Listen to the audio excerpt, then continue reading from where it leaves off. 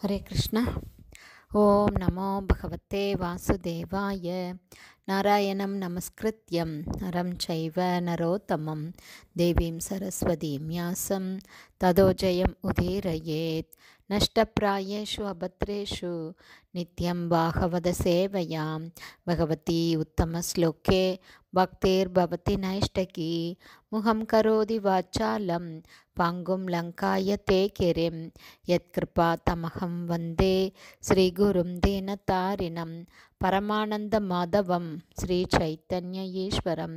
ஹரே கிருஷ்ணா. ஸ்ரீமத் பாகவதம் ஸ்கந்தம் 8 அத்தியாயம் 6 தேவாசுரர்களின் இடைக்கால சமாதான அறிவிப்பு என்னும் தலைப்பில் பதம் 19.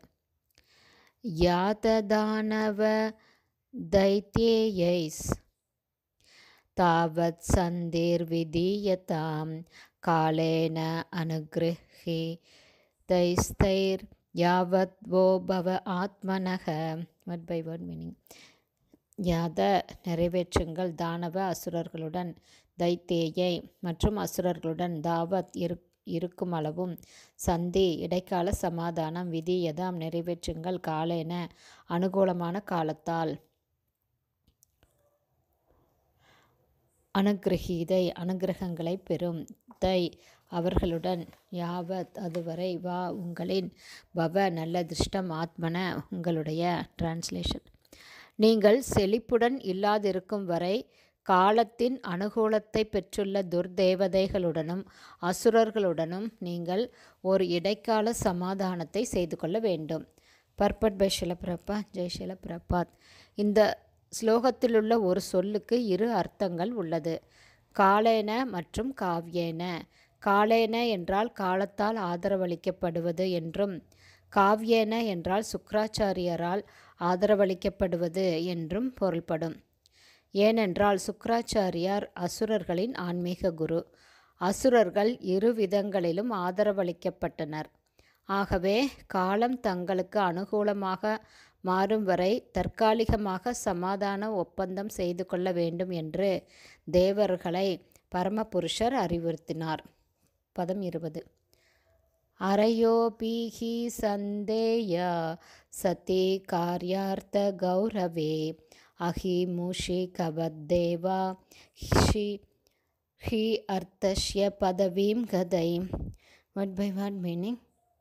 அறைய எதிரிகள் அப்பி ஆயினும், ஹி உண்மையில், சந்தேயா ஒரு இடைக்கால சமாதானத்திற்கு தகுதியுள்ள, சதி அவ்வாறு இருப்பதால், கார்யார்த்த கௌரவே முக்கிய கடமை எனும் விவகாரத்தில், அஹி பாம்பு, மூஷிக எலி, வத் போன்ற, தேவா தேவர்களே, ஹி உண்மையில், அர்த்தஸ்ய நலத்தின், பதவீம் பதவி, கதை அவ்வாறு இருந்து. டிரான்ஸ்லேஷன்.